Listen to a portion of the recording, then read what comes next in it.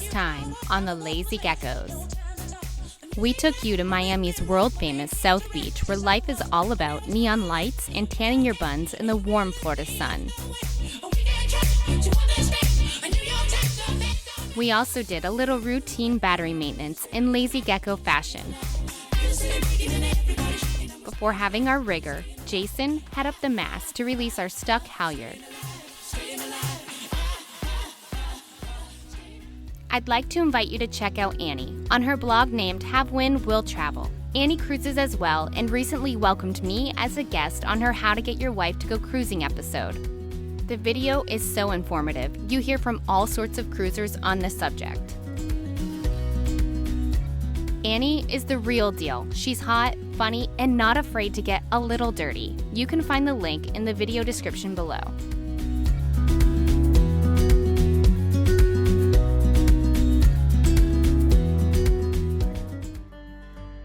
This week's episode is all about a big-ticket item, rigging. We welcome Jason Pinko aboard the Lazy Gecko to complete a rigging survey. Jason is one of the best surveyors and riggers in the business. He has tons of experience. So grab something to take notes with, sit back, and enjoy.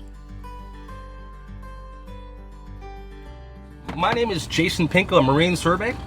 I am a surveyor with the Society of Accredited Marine Surveyors. I also have my own rigging company. I'm here to survey your vessel today. Let's talk about cycles. Cycling of rigging. First cycle I want to explain to you guys before we get too heavy into this is a piece of rigging is good for X amount of time as per manufacturer. Okay. That is considered one life cycle. And as we go through this, we will get into multiple life cycles of fittings. But right now, a piece of swaged wire, we have a backstay here if you'd like to show them that. And I can actually talk about 2 cycles with that specific item. But the wire itself from manufacturer is given 1 life cycle. According to what the Coast Guard is saying with inspected vessels, it's between 6 and 12 years now. 12 years being, freshwater vessel, Great Lakes, light use boats. Right. You get down into the 6 years with the high salinity, tropics. It's going to wear on the swaging. Right. The swages of the wire, taking it down to 1 life cycle. A swage is good for 1 life cycle, so it has to be discarded and replaced if you use swaged fittings. This is going to lead us into swaging real quick. 2 types of swaging. There's the roller swaging and there's a rotary swaging. The machine actually spins around the swage, cold forming it onto the wire. And if I can find those types of swages on the boat, I will point, identify, and show you how I know the difference. Specific fittings are given now by the Coast Guard for life cycles. Swage fitting being 1 cycle. Mechanical fittings, Staylock, Hain High Mods, Navtech mechanical fittings are given 2 life cycles. Reusable fittings are what they are considered, so the Coast Guard is respecting that. Once a piece of rigging has spent 1 cycle, that fitting, the mechanical fitting, the turnbuckle, the Staylock, can be reused a second time with proper inspection and service. That's all coming from the Coast Guard. Another piece of hardware, in your case, your chain plates are embedded in the deck. They are fiberglassed in. Right. The Coast Guard, with inspected vessels, is calling for 3 life cycles on a chain plate, if it can be inspected and reused. So not knowing the age of the vessel we're sitting on, right, exactly, you are probably beyond your life expectancy of chain plates. And a lot of vessels, like you guys, will take the chain plates instead of trying to get them dug out of the fiberglass and put back in the fiberglass. They will go external with your chain plates. They will use your existing chain plates, cut them off right at the deck, fiberglass over them, leave them there forever, and then put external chain plates on using the internal plates as the backing plates. So that's a really good option for a lot of people with embedded chain plates. Third type of cycling we're going to be talking about today is wire itself and the toggling effect. Right here we have your backstay once again, and it is double toggled. Well, the bottom toggle itself is going to give you 360-degree articulation. As I was walking up on the boat, I noticed fitting up at the top of the mast that it is not toggled, and it is on your backstay, basically the longest piece of rigging on the boat. And when we talk cycling, we're talking about the motion of the ocean, the effects of how the boat works, the leeward shrouds, when the wind is causing them to go to slack. We want to see that toggling action, because if you don't have a proper toggled fitting, what happens is that fitting, whether it be swage or mechanical, now uses the end of the fitting as its cycling points, causing the strands in that area to weaken, fatigue, premature. With mechanical fittings, you need to get yourself some information. Know what types of fittings, what size of wire, what you're going to be using. Knowing the cycles of what has been instated. Pin sizes at the deck. You want a proper pin size. You do not want to float a pin. You do not want to point load a chain plate or a fitting. You want the pin to fill up the whole hole in general properly. You are going to want a tension gauge. These gauges are very specific to specific wire sizes, and what they tell you is they just give you a basic scale. They give you an idea, a reference. Right now, looking at this, my gauge says 17 on 5/16 inch wire, so that's going to tell me that this piece of wire is tightened up to 6% of its breaking strength. By tensioning your rig beforehand, before you start work, you have a point of starting when you replace your shroud to know where to put it back to. It's very important to get the details ahead of time. So a good number for this stay would probably be about 11%. 1,300 pounds would be a better number. As you're looking up, these are called insulators. This specifically is a fail-safe insulator. It has a mechanism inside that if it ever gives, it's not supposed to part all the way. It's supposed to separate and let it be a telltale sign that something has gone wrong. Not knowing the type brand we have here of silicone, this could be an acidic brand. You will know that by the original smell, the vinegar smell in silicone.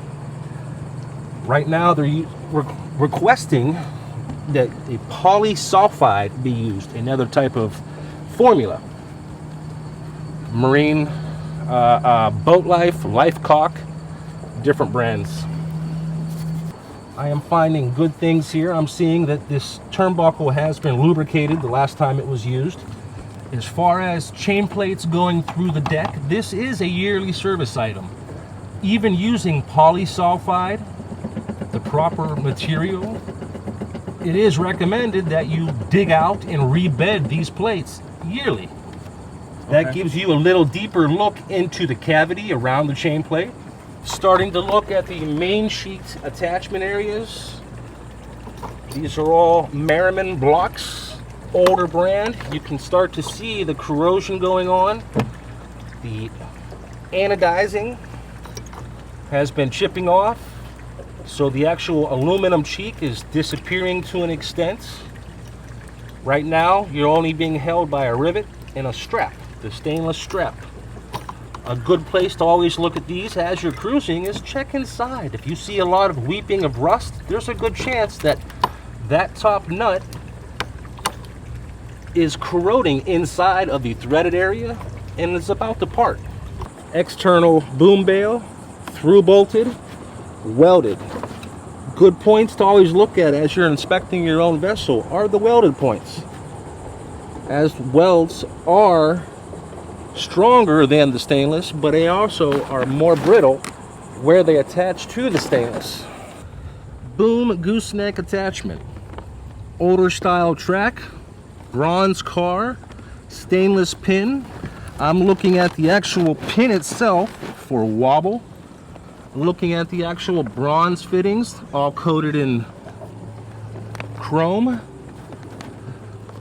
Stainless bolts, not through bolted most likely, unless they do have a bolt, but we will never know. Stainless threaded fasteners. The cast aluminum fitting, showing corrosion. You can see the paint bubbling off of it. These are always a good spot to look. You can see that there is separation on the lower part, but not the upper part. Maybe there is wear going on here. This will be a C finding in my report as something to monitor throughout the years. Reefing track system, adjustable to multiple places. Aluminum T-track on top. Bronze chrome plated outhaul car. The plungers all work. Lock positively. Right now I'm looking at all your deck tracks on the starboard side. As time goes by, this is a service point. Water will eventually make it through these fasteners and start intruding into the deck interior. I stop, checking all the plungers, checking the cars themselves, just the dock cleats.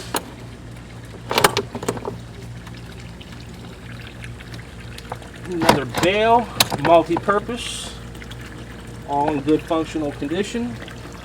Now looking at the starboard side shrouds, lower ends, once again all mechanical fittings. At the bottom, High Mod brand. Unknown bedding inside the fitting. You can see it weeping out if you get a good focus on that.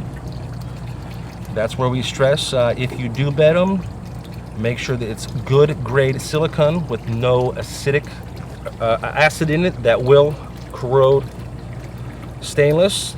Just by looking around, we have more silicone, unknown grade right there, being used as bedding. All these shrouds have been plastic washered, which is very nice. It just stops them from sliding around and point loading the bottom of the toggle. Not knowing the age of the rigging itself, turnbuckles are on the two cycle fitting list. 2 cycles, 2 cycles, 2 cycles. So guessing that this is the first cycle for the actual high mod fitting, these turnbuckles are showing a little bit of corrosion on them. Not corrosion, the chrome is coming off of them. That's about an 8-year process. But the lower toggle looks to be in good condition. Look at the shiny stainless. So an educated guess throughout the years. First cycle, this is on its second cycle, and then the stainless toggles on bottom are all on their first cycle. Coming over here to the mast, deck level, Lumar winches, Lumar 16, aluminum anodized cleats, 2 painted aluminum masts, stainless fastenings, tapped in. This winch sounds like it's serviceable, but definitely in need. There is some grinding in there. Spin lock rope clutch. I tested this earlier. Exit, spin track, pull track. Old Merriman. Stainless construction. The actual plunger is in good working condition. They're known for going bad pretty quick. Moving forward to the Schaefer furling system. Real good service points on this when you're spraying down the deck. Spray this all off. Get it good and soapy. Shoot into all these holes up inside. Keep those ball bearings clean for the long term. It's not a structural crack, but it's going to show the viewer exactly what to look for on stainless fittings. You can see that crack. That is the cause of crevice corrosion. Once corrosion, salt, water gets inside that crack, it starts spreading like wildfire. Bottom toggle has some pitting on it, and this is a Schaefer toggle specific. This toggle is meant specifically for this unit. It is welded in place right there. Always a good inspection point, looking at those welds. Bottom eye-jaw toggle, constructed of bronze, brass, chrome plated. Coming to the winches. Primary winches. These specifically are Lumar 43 self-tailing 2-speeds. Big conversation points on winches. Yearly service. All winches appear to be in decent condition, usable. You can see a little bit of the chrome coming off of the bronze. The actual self-tailing units seem to be in good condition. The stripper itself, good condition on both of them. Let's talk about winch service a little bit. Every manufacturer that I've ever come across asks for a yearly service schedule. Inside this is a complex set of gears that your best bet is to use manufacturer brand grease. In this case, Lumar grease. I think it's blue. If you are in a bind, I've found that the white lithium grease is a great product. It is a yearly schedule. You can go ahead and service these. These strip apart, all the gears come out, and there are little pawls inside of them. You can listen to the pawl action. Click, click, click. Well, those little pawls do not get greased. Over time, grease does dry out, so you want a light oil on those pawls. There's just a little spring action in them, and the grease gunks up the whole action. The big bearings, the big gears get the grease. As we're about to raise the mainsail, I'm starting to look for all the items around the situations. I'm looking at the actual cross pins in the slugs and the sail themselves. I'm looking at the actual Tides marine track itself. As we get ready to raise the main, I will be using these halyards to go aloft and inspect the topside rigging, so I cycle my halyards before I start using them. Make sure of everything. Make sure there are no cuts in the halyards. Make sure the splice is okay. Here we have the wire rope splice. You can see it is getting funny. The threads of the rope are starting to pull apart. I will be looking at all the halyards real briefly, picking the best one for my going up. Various states of halyard decay at the splice, very common. Here we have a fish hook. Watch your fingers on that if you have wire to rope halyards. As technology has gone on, rope has actually become stronger than wire in general. Wire is still commonly used. This mass specific, it has wire sheaves. So it's very hard to swap out to a rope halyard without doing some maintenance reconstruction on the existing sheaves. Halyard coming back down.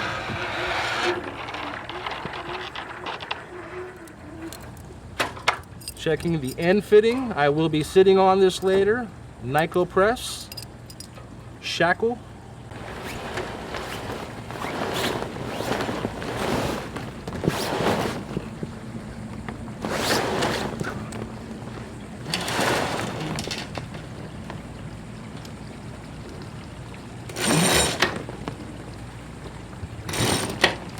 This seems to be in pretty good shape.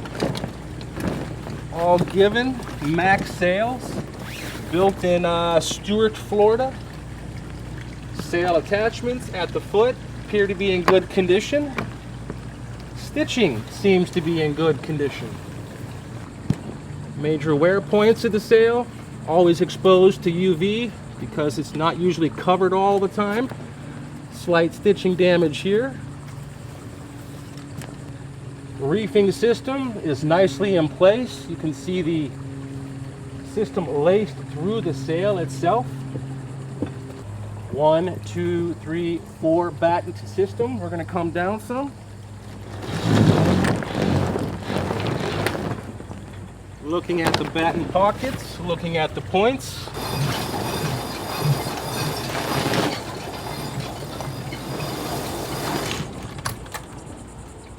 Alright, looking at the roller furling max sail Genoa on board.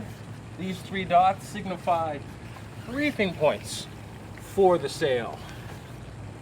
Looking at the stitching, looking at the sun cover, the sacrificial cover, everything seems to be in pretty good shape, highly serviceable.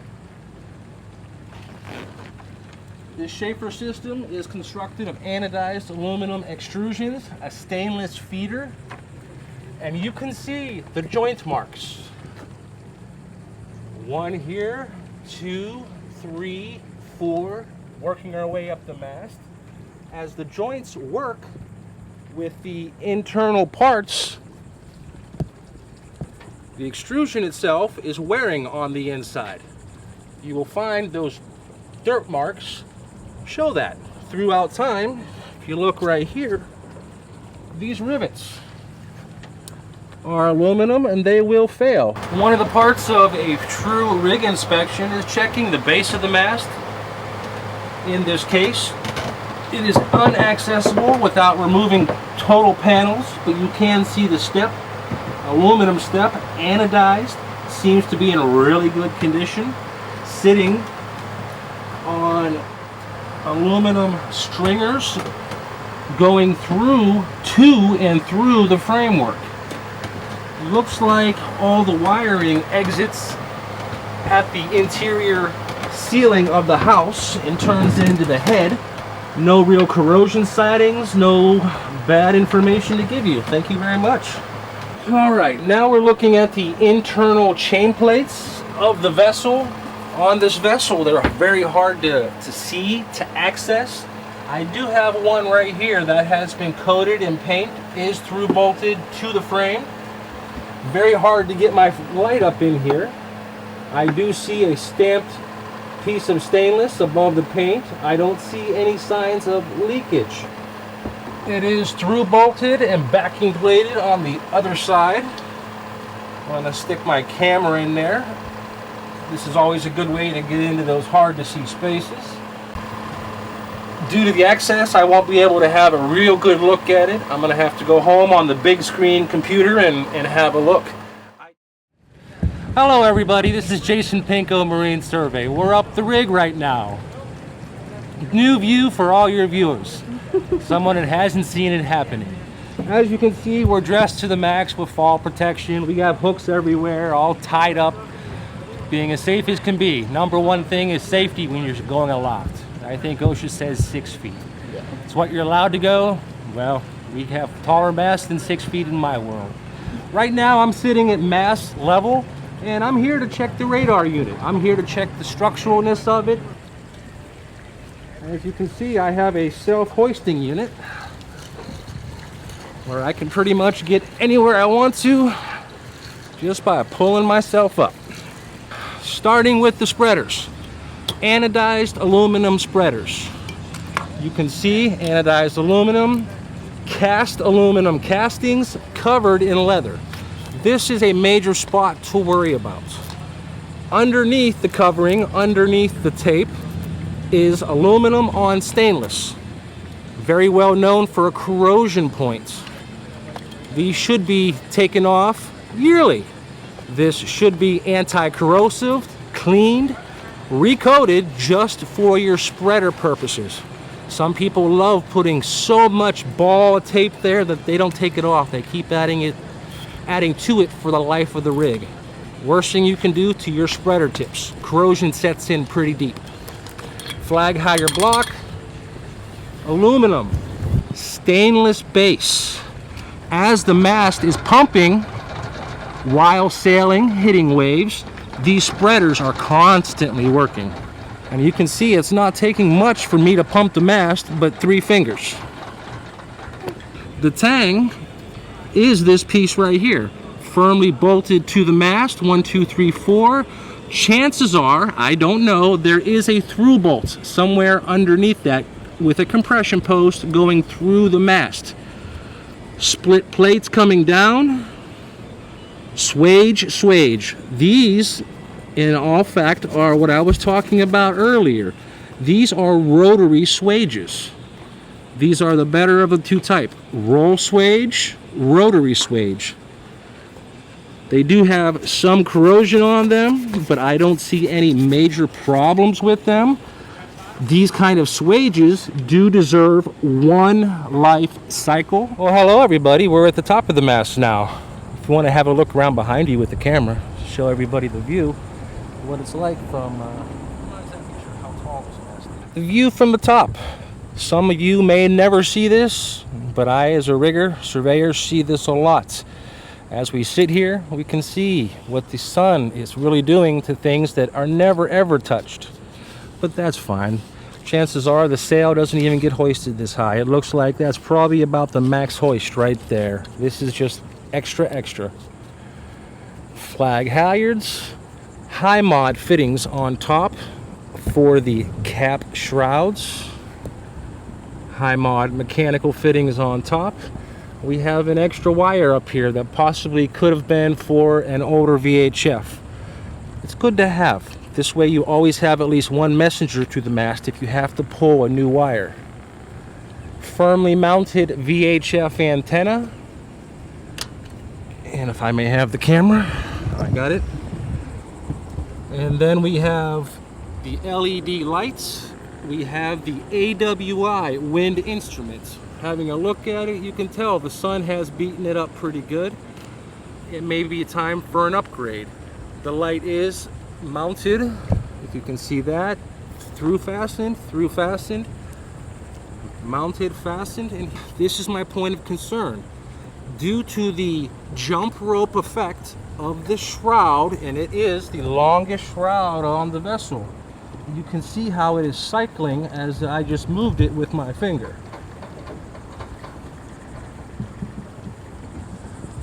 Well, this fitting is not able to toggle in the side-to-side motion. It is only able to toggle up and down. This is a spot of concern as it's going to point load the fitting on the pin right there, and it could cause a possible failure one day.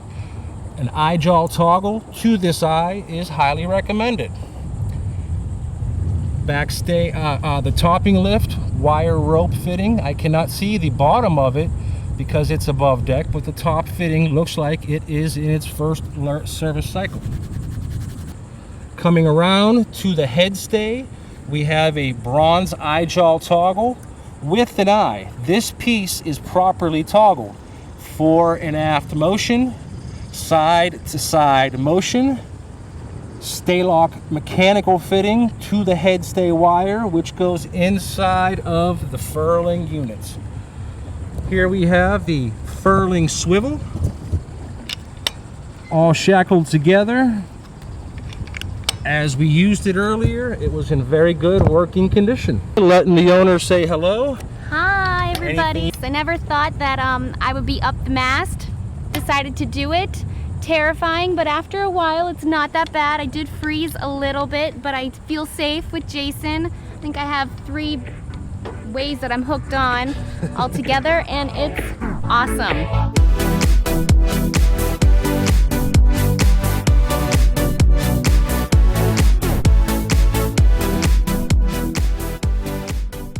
That was cool. Thank you. How was it? Awesome. Yeah. I'm happy I didn't chicken out. Yeah. Thank you so much. What an experience. Okay, so we just finished up with Jason. He did a rigging survey, I guess you could call it, for insurance. Rigging survey, correct. Yep. And then as well as the rigging survey, he also does your actual marine grade survey, like, you know, you've seen in the past with us when you first buy your boat, you need a survey done. So he does both, which is awesome. It took about 4 hours, but within that 4 hours, I was able to go up the mast with him. That was an amazing experience. I felt completely safe. He talked me through everything. He showed us everything, answered any questions we had. I know for me, I'm not sure about Jeremiah, I'm very undereducated in this department, so it was really nice to learn about it. I appreciate the time that he took to do it with us. And I think overall it was a great experience. I would like to give you this as a thank you. Oh, thank you. I'm not sure if it's the right size. I have more downstairs. You can find me at riggingsurvey.com for survey work, and you can find me at argonautrigging.com for rigging work. Jason Pinko, thank you. You can also check out the link below, and that'll give you all the information, as well as contact us, and we will send you Jason. We'll send you his way. We have his phone number, all that good stuff, and I think it was a wonderful experience. If you have any questions, or if you'd like to contact Jason directly, you can visit his websites, The links are in the video description below. How do sailing parents get daycare when you live on a sailboat?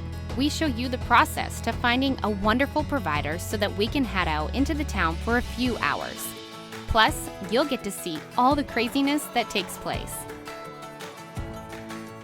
If you enjoy all the hard work that we put into our videos, then please show us some support by becoming a patron. Or you can always tip us by making a PayPal donation. Visit Vimeo to see the complete step-by-step rigging survey.